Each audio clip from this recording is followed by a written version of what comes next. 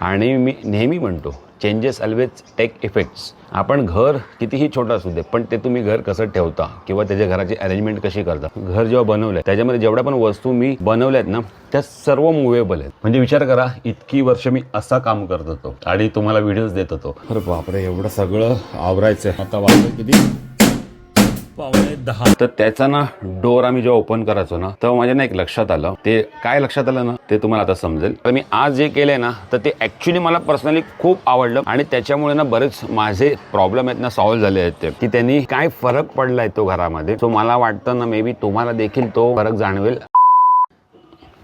मागे ना आपण एक साई पालखीचा ब्लॉग टाकलेला, भटवाडी येथे झालेला. तर तो ना खूप मस्त, मला तर खूप मजा आली तिकडे शूट करायला वगैरे. तर तो ब्लॉग टाकला आहे. तर तुम्ही ब्लॉग तो ज्यांनी पाहिला नसेल ना, तर तो ब्लॉग नक्की बघा, तुम्हाला देखील खूप आवडेल. आणि आता तुम्ही बघत असेल की मी स्क्रीनवर नाही आहे, पण तुम्हाला माझा ऑडिओ येत असेल. आता येत आहे की नाही येते ते चेक करण्यासाठी मी आहे आता कुठे, बेडरूममध्ये मी आहे. कारण की बऱ्याच दिवसांनी मी माझा माईक यूज करतो आहे. कारण की माईक घेतला DJIचा आणि तो विसरूनच गेलो मी की माईक आहे आपल्याकडे. सो तो ब्लॉगसाठीच माईक घेतलेला आणि मी आता बेडरूममध्ये आहे. तर मी चेक करतो आहे की अजून हा वर्किंग फाईन आहे की नाही. Let's see. ऐक, तर तुम्ही मला तर सांगा की माईकचा आवाज आणि आता हा जो तुम्हाला येणारा ऑडिओ आहे ना, तो कसा येतो. मी ॲक्च्युली विसरूनच गेलेलो की माईक घेतला आहे मी तो, आणि माझ्या बॅगेत होता. ॲक्च्युली मी बॅगेत कधी माझे कुठलेही इक्विपमेंट असताना ते ठेवतच नाही. जास्त करून माझ्या डेस्कजवळ असतात किंवा बाहेरच असतात. तर त्यामुळे मला कसं लक्षात राहतं की ह्या शूटला हे घेऊन जायचं आहे ते. सो मी माईक ठेवलेला कुठे, बॅगेत, आणि मी विसरूनच गेलो, त्याला काढायलाच विसरून जायचो. तर हा ऑडिओ तुम्हाला कसा वाटतो ना, मला नक्की कमेंट करून सांगा. आणि ना आता आपण मॅक्झिमम आहे ना याच माईकनी ब्लॉग प्रत्येक शूट करणार आहे. कारण की मी जे काही बोलतो आहे ना, ते तुमच्या पुढे ना ऑडिओ आहे ना क्लिअर यावा त्यासाठी. तर मला कमेंट करून नक्की सांगा ऑडिओ कसा येतो.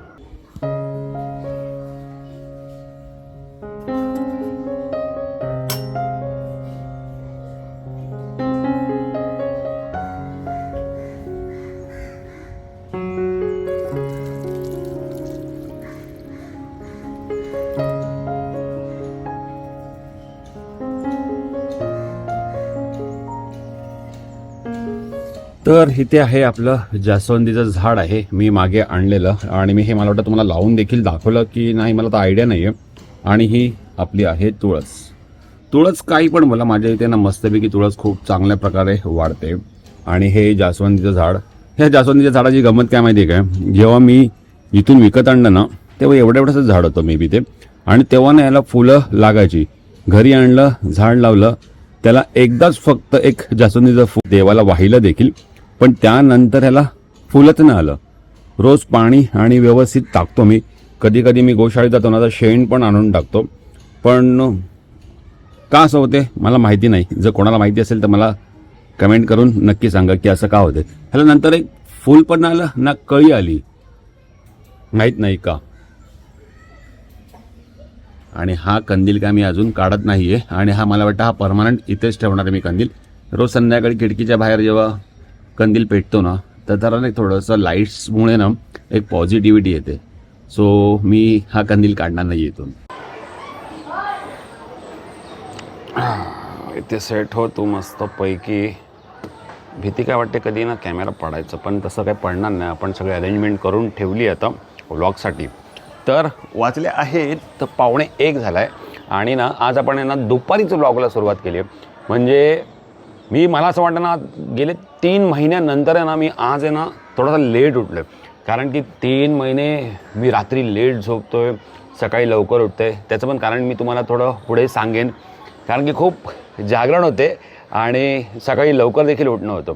तर ना आराम असा ना पाहिजे तसा मिळत नाही. आणि ना मी आज आहे ना हा ब्लॉग बनवणार आहे तो म्हणजे कसं, घरात मी ना काही गोष्टींचे चेंजेस केले. तर ते चेंजेस आहेत ना तुम्हाला देखील खूप आवडतील. आणि ते का चेंजेस केले, त्यांनी काय फरक पडला आहे ना, हे देखील तुम्हाला देखील ते जाणवेल आणि तुम्हाला देखील आवडेल ते. तर मग मी तुम्हाला आज मी घरात काय काय चेंजेस केले, काय नाही छोटे मोठे चेंजेस केलेत. तर मी ॲक्च्युली काय करतो माहिती आहे काय, मी ना घरात कुठलंही काम जर करायचं असेल ना, तर आहे ना पहिला तर रिसर्च करतो. म्हणजे आपलं यूट्यूब म्हणा, गुगल म्हणा, ह्याच्यावरती चेक करतो की कसं काय करता येईल ते. आणि त्याप्रमाणे मी एक एक गोष्टी करत जातो. त्यामुळे काय होतं माहिती आहे का, मला बाकीची पण कामं करायला मिळतात, एकदम बर्डन पण येत नाही. कारण की आपल्या घरात काय माणसं जास्त नाही आहेत. सो जर मी काम काढलं तर ते बघत राहील, कारण की मलाच बघावं लागेल आणि माझं सगळं काम कसं माहिती आहे का मला थांबवावं लागेल. सो मी थोडं थोडं काम सुरू करतो आणि एक एक काम कंप्लीट करत जातो. तर मी आज जे केलं आहे ना तर ते ॲक्च्युली मला पर्सनली खूप आवडलं आणि त्याच्यामुळे ना बरेच माझे प्रॉब्लेम आहेत ना सॉल्व्ह झाले आहेत ते. तर मी तुम्हाला आता दाखवतो स्टेप बाय स्टेप मी घरात काय चेंजेस केले आहेत ते. तर चला ह्या व्लॉगला सुरू करूया. मस्तपैकी हा घरगुती व्लॉग आहे तर तुम्हाला देखील मजा येईल. सो व्लॉगला सुरू करण्यासाठी ना आपल्याला पहिलं जावं लागेल ना बेडरूममध्ये. तर बेडरूममध्ये आलो आहे ना तर लाईट लावतो मी. तर तुम्हाला जो हा सोफा आहे ना, हा सोफा कुठे होता, तर हा सोफा होता बाहेर. तुम्ही बऱ्याच व्लॉगमध्ये देखील पाहिला असेल की हा सोफा जो होता ना हा होता बाहेर. तर हा सोफा मी इथे अरेंज केला आहे आणि तुम्ही आता बघू शकता की इथे जागा किती झाली आहे ते. पहिला काय होतं, हा आपला आहे बेडरूम आहे ना, हा पूर्ण आपला आहे बेडरूम. तर हे जे मी वॉर्डरोब नवीन बनवून घेतलेलं ना ते होतं कुठे, इकडे होतं या भिंतीला. या भिंतीला वॉर्डरोब होतं आणि तिथे एक ना मी पप्पांसाठी ना एक छोटासा सोफा कम बेड बनवलेला की त्याच्यावरती मस्तपैकी एक माणूस आरामात झोपू शकतो आणि असा तो लांब देखील होतो. पण काय ते इथे ठेवलं ना तर पप्पांना त्याचा यूजच नाही करायचे. म्हणजे माझी ही जी स्पेस आहे ना इकडे तुम्हाला जी दिसते ती स्पेस इतकी अशी यायची आणि बेडरूममध्ये ना जागाच नव्हती. इथे माझे कम्प्युटर्स वगैरे असायचं. इथे माझं एक बोलतो ना आपण पावडर आपले परफ्यूम वगैरे ठेवण्यासाठी एक मी बनवून घेतलेला बॉक्स बनवून घेतलेला तो इकडे होता. तर तो पण पुढे असायचा. तर ह्या बेडरूममध्ये काय जागा उरणार. आणि इथे आमचं ते ट्रॉली होती एक, तर जागाच नाही उरायची. तर मी असं बराच वेळ माझ्या मनात चाललेलं गोष्टी. तर कसं होतं माहिती आहे काय, इथे वॉर्डरोब असल्या कारणाने जर तुम्ही ना बघतील, जर वॉर्डरोबचा मी हा वॉर्डरोब जर इकडे असेल तर त्याचा ना डोर आम्ही जेव्हा ओपन करायचो ना तेव्हा माझ्या ना एक लक्षात आलं. ते काय लक्षात आलं ना ते तुम्हाला आता समजेल की जेव्हा पण आपण डोर वगैरे ओपन करणार किंवा काय कधी आपण विसरून जातो डोर बंद करायला. तर माझा ना हा मेन डोर आहे ना तो समोरच आहे. तर मग काय कोणाचंही लक्ष लगेच जातं ना. सो मग मी काय केलं माहिती आहे का, मग आता बराच टाईम माझ्या डोक्यात आलेलं की ह्याला चेंज करायचं. सो इकडे जो हा वॉर्डरोब इकडे होता त्याला मी शिफ्ट केला इकडे, जो तुम्ही आता बघू शकता. आणि इथे ना एक माझं ड्रेसिंग टेबल होतं, म्हणजे जो एक बॉक्स बनवलेला जो आपण सर्व त्याच्यामध्ये जे पावडर परफ्यूम वगैरे जे काय होतं तर ते मी काढलं आणि त्याबरोबर जागेमध्ये हा आपला वॉर्डरोब आहे तो मस्तपैकी फिट झाला. आणि हा बाहेर सोफा होता, हा ॲक्च्युली तुम्हाला व्हिडिओमध्ये समजत नाही आहे पण हा खूप मोठा सोफा आहे, तो मी इथे अरेंज केला. तर तो केवढूशा जागेतून आला, तर तो आला आहे ह्या एवढूशा जागेतून. पण एवढूशा जागेतून हा आला कसा माहिती आहे का, ह्याला मला पूर्ण डिअसेंबल करावं लागलं, पूर्ण काढावं लागलं.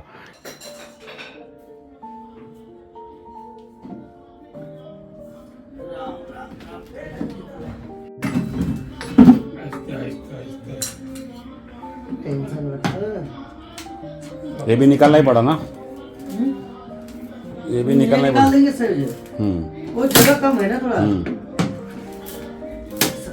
खिला खिळे मारलेत ना त्याला. खिला मार दिया ना. वो सादा प्लाई का यूज करते लोग ना.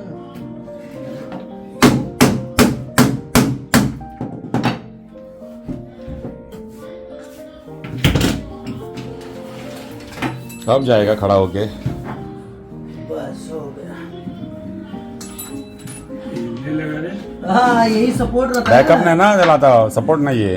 हां चला सोफा खोलावा लागला आणि सोफा हा असा आतमध्ये आलेला आहे. काय मगजमारी करावी लागते, ह्याच्यामुळे जात नव्हतं आतमध्ये. आत्ता बरोबर गेला, खोलावा लागला ना, कारण की ही पूर्ण साईज आहे ना ह्याच्यामुळे अटकत होता, कारण की इथून जात नव्हतं आतमध्ये.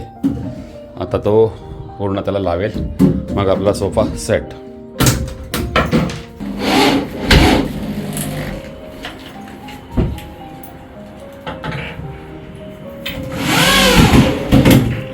एकदा कसं क्लीन केलं ना म्हणजे आपण सगळं सामान लावून घेऊ. याला ठेवायचं आहे इकडे अरे बापरे, एवढं सगळं आवरायचं आहे. आत्ताच आम्ही आता शूटवरून आलो आणि आल्या आल्या हे सर्व काम लागलं आणि आता वाजलं किती 9:15. त्यानंतर हे जे एक एक पार्ट आहेत ना ते मी आतमध्ये घेऊन आलो. तर मी ते पण फुटेज तुम्ही ऑलरेडी पाहिले असतील, जे मी आपण पहिला टाकलेलं. तर असा प्रकारे काही हा सोफा आपला आतमध्ये आला. आणि बघा ना, आता तुम्ही मस्तपैकी इथे चांगली जागा, म्हणजे एक माणूस पहिला ना, एक माणूस तिकडे झोपायचा पण माणूस झोपू शकत नव्हता. म्हणजे ह्या बेडरूममध्ये फक्त एकच माणूस झोपायचा. तर आता काय होईल माहिती आहे का, ह्या अरेंजमेंटमुळे इकडे एक माणूस आरामात झोपू शकतो आणि इकडे एक माणूस आरामात झोपू शकतो. आणि हे इथे सोफा आणायचं कारण काय माहिती काय, कारण की जो माझा पहिला दुसरा मी सोफा कम्प्लीट होता ना, तो इथे होता. तर पप्पांना कसं एकदम कोपऱ्यात वाटायचं, तर त्यामुळे पप्पांना याचा यूज नाही करायचे. ते डायरेक्ट गादी घालूनच खाली झोपायचे.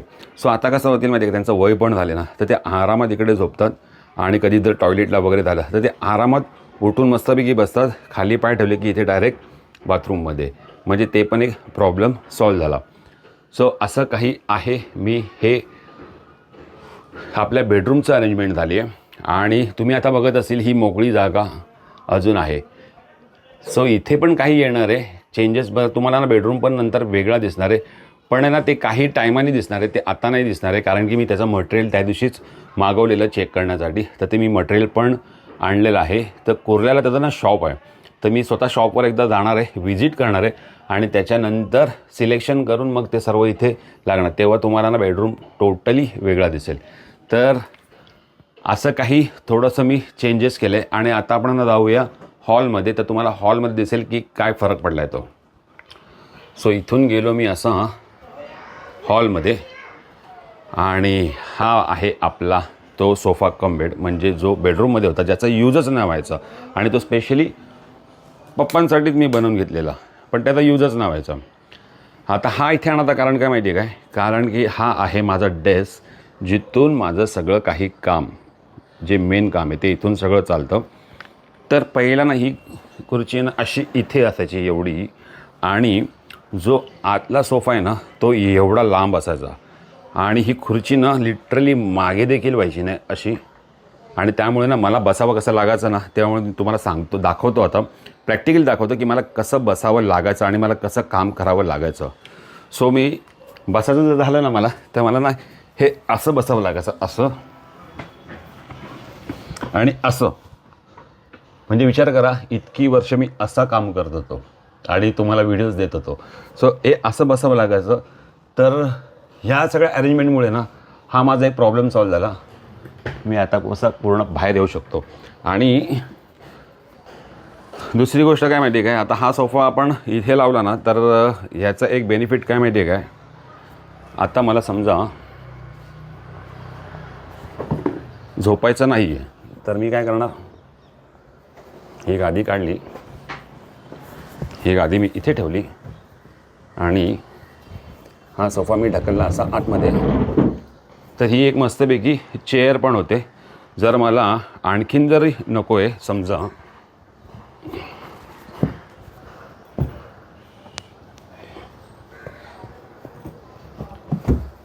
ही पण नको आहे मला, तर तुम्ही आता बघतील ना की जागा किती वाढेल ती.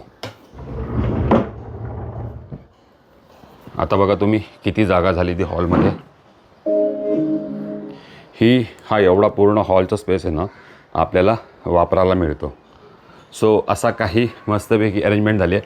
आणि जेव्हा मला झोपायचं असेल ना, तेव्हा मी याला लांब करतो. म्हणजे इथून ते इथपर्यंत किती जागा झाली ते तुम्ही बघू शकता. म्हणजे हा हॉलचा स्पेस आता किती वाढला आहे.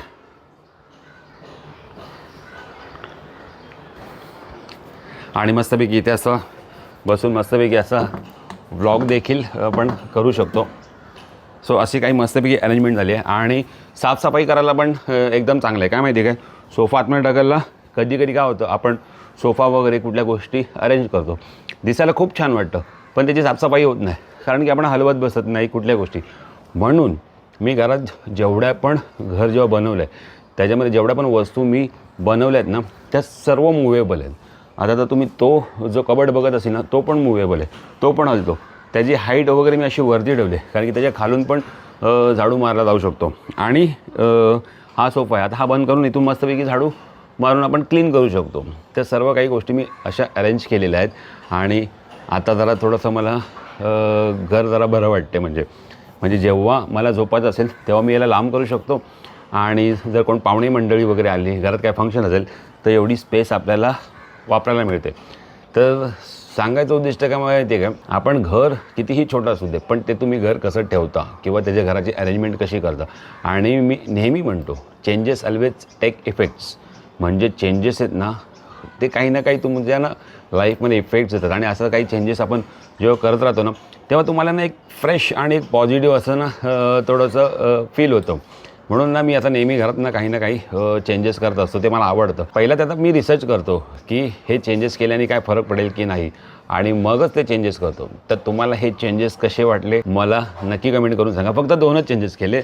बाहेरचा सोफा जो होता जो पूर्ण जागा घ्यायचा, ज्याच्यामुळे मला बसायला माझ्या डेस्कवर बसायला मला त्रास व्हायचा, तर तो माझा त्रास निघून गेला. बेडरूममध्ये जागा कमी पडायची, आता बेडरूम पण मस्त क्लीन चकाचक झालेला आहे.